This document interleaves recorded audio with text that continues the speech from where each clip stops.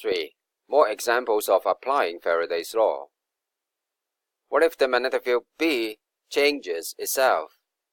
What if the area of the conductor turns an angle theta inside the magnetic field?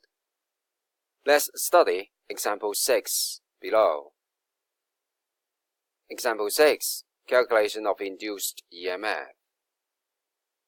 In part A, the magnetic field decreases uniformly from 0.01 Webber per meter square to 0 in 0.5 seconds. That means the rate of change of magnetic field delta B over delta T equals 0 minus 0.01 over 0.5 seconds, and that will give 0.02 Webber per meter square per second. So the induced EMF, which equals negative NA cosine theta delta B over delta T, will eventually give 0.008 volts.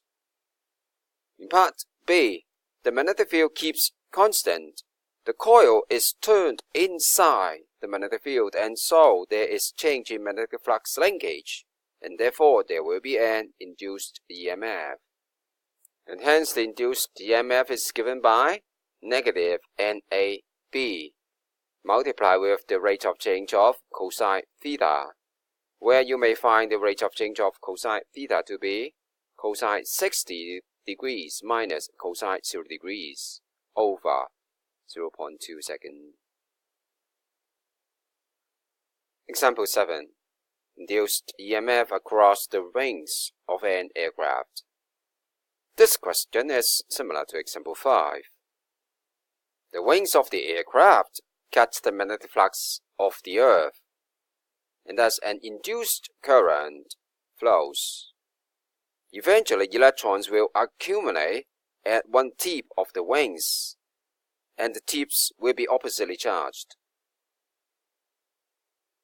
In part B, we have to find the area that the wings cut per unit time. Again, delta A over delta T equals VL, where L equals 60 meters. So the induced EMF is given by the rate of flux cutting, which is negative NB cosine theta delta A over delta T, where N equals 1. Well, you see that the potential difference between the tips of the wings is only a few volts only. So no spark and no danger at all. Lastly, for part C, the magnetic force on an electron in the wing is calculated. By the way, note that if the aircraft travels just above the equator, then its wings would not cut any magnetic field lines, and so no significant induced EMF will be found. Example 8. Conservation of energy in induction. Again, this is just like example 5, that we have to find the area the coil cuts per unit time. In this question, the coil is moving across a magnetic field at a constant velocity. The area that the coil cuts per unit time is given by delta A over delta T, which again equals VL, where L is the width of the coil, or just simply delta A over delta T equals 0.04 meters square per second. And hence the induced EMF, which equals negative NB cosine theta delta A over delta T, is calculated to be 0.08 volts.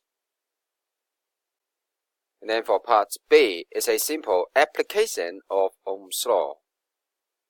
While for part C, we have discussed that in the last chapter. When induced current flows inside a magnetic field, it will experience an induced magnetic force.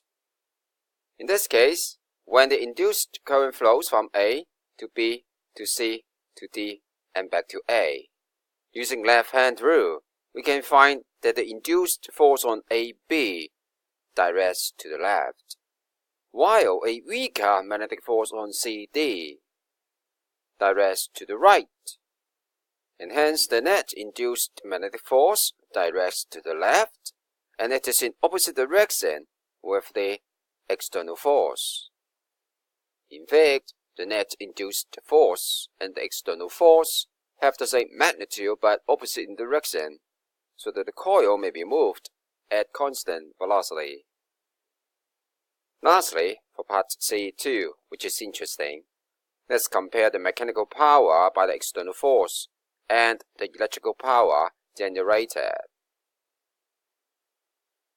The power by the external force is given by power P equals Fv, where F, the force, equals BIL, while electrical power is given by the induced EMF multiplied with the current flow. And since the conductor is moved at uniform velocity without increasing kinetic energy, or the mechanical power done by the external force is changed to electrical power, and thus you may find the induced EMF using this energy conservation equation.